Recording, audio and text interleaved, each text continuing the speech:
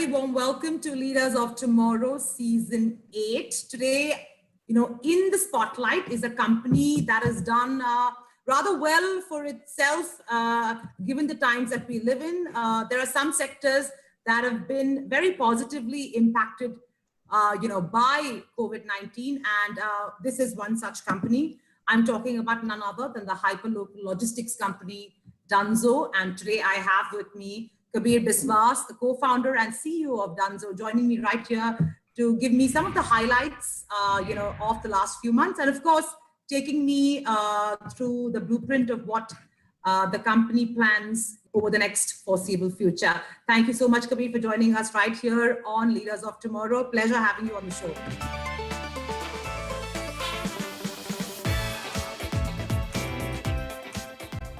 How has it been for you as a young founder, CEO, grappling through these tough times? I don't want to use the word unprecedented because it is. I think now there is precedence for 5 months, so I think that word should be canned. How has it been for you? I believe business is good and looking to get better. However, you seem to have a lot of competition coming your way. So I think for the last 18 months time, Sonali, we have just been very doubly focused on doing two things. One is to make sure that people are able to go ahead and buy stuff from their neighborhoods, and the things that they're buying are largely daily essentials. And we have just gone plugging at that one use case over the last 18 months time, and actually have gotten quite okay with it. Which means that today people buy close to about 15,000 odd unique SKUs every week on Dunzo, and on an average, the items get delivered in about 25-26 minutes. Right? I think that's a space that has always existed in India because our neighborhoods are very fully functional. These Kirana stores or these small neighborhood stores that have existed are the soul of the neighborhoods that function in India, and they make them self-dependent. Independent. What we are trying to do is just try and make sure that they are coming online and ensuring that you don't have to go to them and those items can come get delivered to you. It's as straightforward. I think what we just got over the last 15 to 18 months was that we just got really good at it. Right? What COVID did was just actually accelerated that, where it ended up doing three things specifically. One, I think our organic traffic from consumers just went through the roof because people couldn't step out of their house, just like you and me, and needed to actually get deliveries done at home. Second, most of the items that they were looking for were daily essentials and goods, which is exactly what these neighborhood stores were providing, and that's what the platform was being used for, right? And thirdly, before this period, we were doubly focused on trying to make sure that users, when they started transacting with us for one category, were transacting with us across multiple categories. That just now ended up happening organically. Because once you got one thing from a particular store, you were like, great, now because I can do this, can I also get meat from the same app? Can I also get medicines from the same app? Can I also go ahead and get flowers from the same app? And so those are the three things that have really been positively, useful over the last 3 or 4 months. That has resulted in, fair amounts of growth. Right. So, a couple of rejoinders there. You said about 15,000 SKUs broadly. Is this during the COVID period or this was pre-COVID? So pre-COVID it used to be in the range of about 11,000. It's gone up to about 15,000. Oh, it has gone up. And the mix of products that are, that has seen a change or remain constant would be what? So it's largely been in the same one. So we classify a very large category of goods called consumables, right? Basically, it's anything that you can consume within the next 24 to 48 hours time as soon as it gets delivered. Think of it as a combination of grocery and staples, meat, fresh fruits and vegetables, medicines, and pet supplies and stuff like that. But basically anything that your house is running out of constantly. The change in attitude in the COVID era by the local neighborhood Kiranas, how many more have you added in your entire distribution network? So as behavior, I think everybody is a lot more open to actually adopting tech.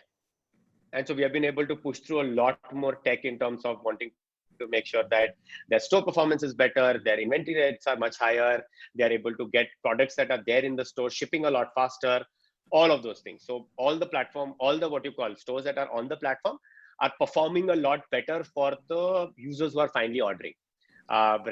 Because now they don't have in-store traffic, so they think about all the online traffic as their own consumers, and they're catering them to a lot better. During the lockdown, though, actually the count of stores hasn't gone up dramatically, and there is a reason for that. One is not all stores are allowed to be open, right? And secondly, the supply chains of cities are still recovering, which means all of these stores are not producing their own stuff. They're actually just buying from distributors or from wholesalers, right? And that supply chain actually is still recovering. And so not all stores are really back up. So the count of stores might be up by about 10 or 15% at best. How much more business we are doing with those stores has gone up dramatically. Because if you were staying open as a store, our business with you over a quarter would have gone up by about 75 to 80%. But the count of stores might have gone up by only 10 or 15%. Right. Coming to the spurt of competition you're seeing and will see going forward, given that we've seen, announcements from Flipkart, we have, Amazon's platform anyway, functional, Genie, and more in the pipeline. You've yourself said in the past that, this is a function of what you're most comfortable with. So if I'm a Dunzo, user, my proclivity towards actually using Dunzo versus, let's say, a Grofers or anything else would be higher. How do you ensure that you get more users to be comfortable with you? Because it is actually a change of habit. We play in an extremely top-up segment of category, which means if I would have told you about 15,000 SKUs, that means every geography, which is a 3.5 kilometer radius in an urban city in India, is most likely about 1,000, 1,200 SKUs at best, right? So this is largely the top set of items that you keep running out of, right? And those are the things that you're making neighborhood store runs for. We're replacing those store runs, right? Saying, you must have at some point of time experienced this, niche se jaake leke aao. Yeah. Right? So wo niche se jaake leke aao shouldn't happen anymore, right? Because that niche se jaake leke aao can get delivered to you, right? Now that's the segment that you're really trying to tap into. So that is a segment that I don't think anybody really is shooting at right now. Second, that segment is the one that requires instant delivery. You can't actually go ahead and say that, I will get you something from your close by store and get it to you in 2 hours time. It doesn't make sense, because that guy, if you were to call up that person, he will deliver within 30-40 minutes time, right? So those are the two big aspects to this. Now, in terms of competition, we are not competing for your monthly basket, right? So when you actually go to like a really large format store, right? Think of a hypermarket that you go to, and you go ahead and stock up your monthly groceries and then bring them maybe once a month, at best 1.5 times a month. That's what you end up using the large grocery place for, who end up delivering big basket sizes of 2,500, or, they deliver next day and stuff like that. They also require two very big things. They need to have a massive sourcing division, right? They need to be able to build big warehouses, and they need to be able to build the whole supply chain, right? To be able to deliver this to you literally next day in trucks and stuff like that. Ours is significantly lighter, right? We are trying to just go ahead and make sure that these stores already have the items that you want, right? Why do we need to go ahead and recreate the entire supply chain? Especially as an internet business, we are extremely light in terms of our assets. Actually, functionally, we own only our computers. We don't own anything else, right? What we are doing is basically connecting the store, the delivery partner, and the user together to be able to run this transaction a lot faster. And what it does is, for a top set of SKUs in your life, we can get them to you in 25 minutes time. Right now, the question really is, if for largely the same price point, and think about a 20 rupee delivery charge at best, can we actually move 2 of your runs that you are making downstairs to actually happen through delivery? And that's really what plays out on the platform. If a user is active in a particular week, they end up transacting with us about 2.5 times a week, right? Because they need to be able to go get these runs done very quickly, right? Now comes the question of, how big do we need to be able to chase as a market for us to be able to become profitable, and then go from there, right? India, if you were to look at really valuable consumers and where they reside, right? Looking at about, so I think the total number of credit cards is close to about 45-50 million. But in terms of active, I think it's about 25-30. And if you were to really do another geography cut, because we can at best play in 20 cities which have the density for you to be able to offer 30-minute deliveries. So, once you start going further down, so I come from the outskirts of Bombay, you can't offer 30-minute deliveries there because there's no density, but you can offer them in Parel, right? But you're not here, by the way. Coming soon is what I know, right? And so you're looking for a geography cut of the top 30 million consumers. You're looking at chasing about 25 million consumers who are really valuable in this country, really care about the fact that I can get you your top requirements within 25 minutes time and are willing to pay 20 rupees per order. Right? That's it. And that's a segment that we are doubly focused on. We go ahead and keep building for it. We think competition exists, but nobody actually does it as well as we do. It's the fact that you understand that on online, you will actually have formats play out the same way they played out in offline, right? So the same way that you really had hypermarkets existing and Kirana stores existing, both in what you call unison and both in harmony. The same way we believe that on what you call online, you will actually have formats play out, especially for the top 25, 30 million consumers who are very valuable in this country. They will go chase verticalized experiences. They're not going to go to this one platform to try and do everything, because they will care about saying, okay, where can I get the best option of being able to solve this problem? Okay. And all these products and apps end up creating a space in your head, saying, okay, for this problem, I need to go here. And that's really what you call muscle memory on some of these problems. Right. So we actually see that on our data. Today, at our peak, we have had close to about 1 million transacting users, right, on a monthly basis. So now if we can get to about 5 million transacting users on a monthly basis, we'll be profitable as a company. With given the geo expansion that we are planning, like in Bombay, we're in 20% of the city. Imagine if you were to get to 100%, what that number will look like. Right. So less worried about competition, more worried about making sure that our consumers come back to us every week. Because that's the way that you win internet businesses. You don't win them because you can subsidize them all the time. You win them by making sure that consumers make a choice and make you the choice every week.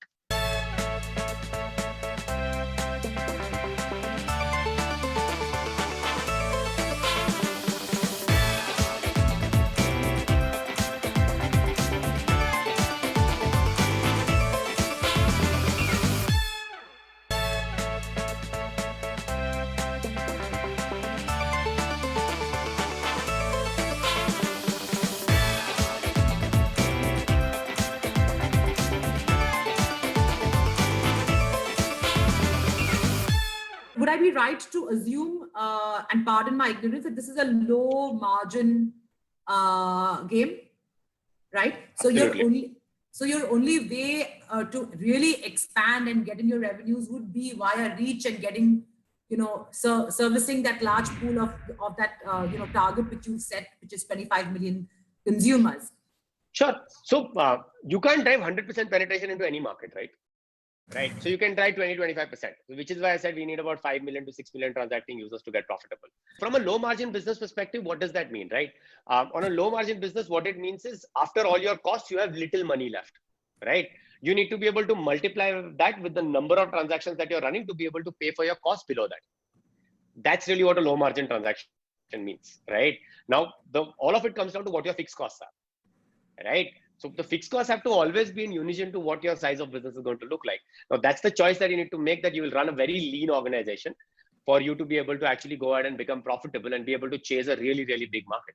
While we've all been very, very dependent on online players such as yourselves and many others, whether it's for big basket or small ticket items, of course, the fact is we've also seen a lot of established, Kirana walas or grocery stores who are not operational, let's say during the peak of the lockdown, but now have opened up, also starting delivery service to large societies, right? And these are, for instance, Cheddar stores in Bombay, super famous, and many others of that ilk, who have now started via WhatsApp business, started doing this regularly, and people are, placing orders almost every minute of the day. And they're also coming into the place. So they're also technically your competition. The other trend one has seen, not only just my own behavior, but a lot of, other people's behavior, is that, when I was to go to work and it was my normal life and came back, I really wouldn't bother about my stocking, But I now, given that I'm working from home and I've been stuck at home for the last 4.5, 5 months and counting, I'm in the habit of stocking up. So even before things get over, I'm stocking up. Doesn't that have an impact on your business? Because you said that you're the person to go to if you need something immediately. You're not the person to go to for large ticket, monthly supplies, so to speak. Super. So let me go ahead and talk about what the independent storefronts are doing, right? Where retailers are opening up their own storefronts. So, Sonali, I think you have to understand that our initial reason why people come to Dunzo is because they can get instant delivery, right? That's the number one reason why they come to us. What we did with that actually somewhere around last year was we figured that so for all our 15,000 odd merchants on the platform, right? Our relationship with them was a little more transactional, where we were only going out and getting demand to them, right? And so every time an order came, they kept it packed. We used to pick it up and we used to drop it. That was really as simple as the transaction would look like. What we have started doing since mid last year is we actually took that delivery infrastructure and made it accessible for merchants to actually go ahead and use just the delivery infrastructure without actually getting demand from Dunzo. Which means if you're getting demand on WhatsApp, if you're getting demand on phone calls, if you're getting demand on any other this, you can use the same Dunzo dashboard and say, okay, this order hasn't come through me, but I still want a delivery partner to pick up and drop this order, right? So from our perspective, what it does is we still make the value for the delivery. We might not make a part of the commission, right? But we look at it as saying, we need to go ahead and run two things. One, be a partner to the merchant, because that's the most important way that we can go ahead and keep building our business. And second, we think of ourselves as plumbing on logistics, right? So if the order gets generated by us, sure, we'll go ahead and get rewarded because we were able to get the user, make sure that they transacted, all of those things. But if the order doesn't get generated by us also, we are very cool with it, because what it means is we are still able to go ahead and provide logistics as a service to our merchants, and they are able to utilize the delivery layer. And so the plumbing tends to work on every transaction that's possible. Okay. Let's talk about the unfortunate incident, which was the large data breach in late July. Now that you've had some time to understand what that breach was and digest it, what would you say, now in the postmortem as to what happened, and how are you ensuring it won't happen again? So I think we put out our details in terms of what had happened and what are the changes that we are making. It was unfortunate that it happened. There was no reason that we should have that should have happened at all. It wasn't something that happened directly on our platform. We use a lot of tools to be able to just go ahead and measure how our servers are performing, how our engineers, how can we go ahead and build more and more productivity tools on our platforms, right? One of those tools had a breach, right? And because they had access to our system, the people who got access to their the other folks who had a breach were able to get access to our system. That I think is really what ended up happening. What we are now doing is we have actually beefed up the team instantly for us to be able to make sure that our architecture and our infrastructure is a lot more aware of these kind of problems. As just somebody who started a business, to be able to make sure that we were able to deliver to our consumers every time they asked for something. This wasn't a good place to be. It was an extremely unfortunate one, and we are just really sorry that it happened. None of it was intentional. We took all the precautions that we could, right? But and we did put some of the best people on it, but it just did end up happening. We are now investing significant amounts of dollars to be able to make sure this never happens again. Right? And we have gone ahead and beefed up the team to make sure that it does. At our end, we are also trying to get sure that there are external agencies that are out there who are actually trying to look at our systems and give us feedback. And we're speaking to absolutely everybody else out there who can actually help us with it. In fact, it's literally like an open this thing. Please, if you can help us, please reach out. We will actually go ahead and want to speak to you, because we never want this to happen again. Because I think it starts really questioning one of our biggest value systems. We are all about user trust, right? Like literally when we are building a user flow, right? I think we debate whether it should be an opt-in and an opt-out, and we will ideally never do an opt-out, right? Because we want consumers to tell us when they want something. Right, and those are all kinds of basic design principles that we have across the business and the company. And so when we try and make sure that the smallest of things is going through that kind of care, when something such a big part of it breaks down, then it is just really unfortunate. You've partnered with Google Pay, and I'm assuming other wallets as well. In your opinion, you'd be the best person to to give me a sense of what is your sense in the whole wallet game.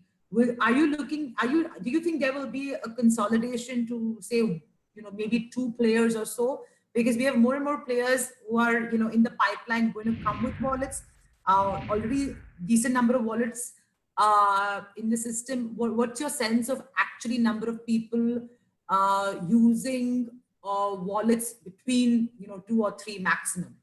Do you see a consolidation there? What is stopping Dunzo from having its wallet? So this is, I think, what tends to happen on transaction platforms, right?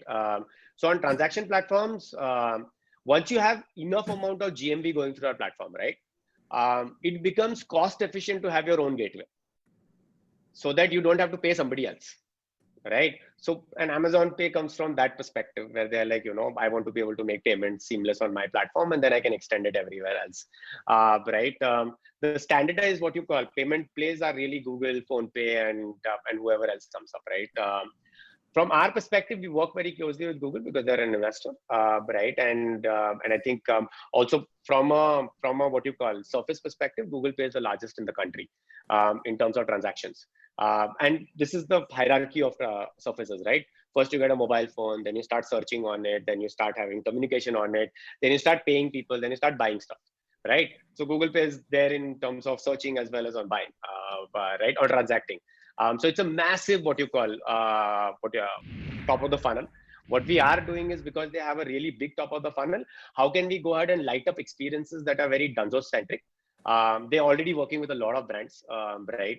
So they have Book My Show Live, they have Make My Trip Live. But from a local perspective, how can we just make sure that, Google Pay, which is trying to go ahead and make sure that a lot of transactions can happen on the platform, we can also go ahead and support a particular what you call use case. I'm actually, that's really my comment on Google's perspective, because their strategy is something that they understand best. What we are doing with them is really what this is. We're trying to make sure that the Dunzo experience is available inside of Google Pay. Okay, now in terms of your revenue model, right now you have one revenue model, right? Like one path of revenue, correct? Going forward, are you looking at, let's say, partnering with brands to ensure that they are top of mind on the Dunzo app for purchase, and hence that becomes a different revenue stream? So actually, that's the part of the business that's been very exciting over the last 6 months' time, because as volume on the platform has grown, what tends to happen is that, and because it's a very intent-based platform, right? People are coming to buy stuff. It's an organic platform where I think brands want to come and figure out as to how they can generate demand for themselves. So we've been able to work with brands to do multiple things. One of them is to be able to launch new products. Okay. Right.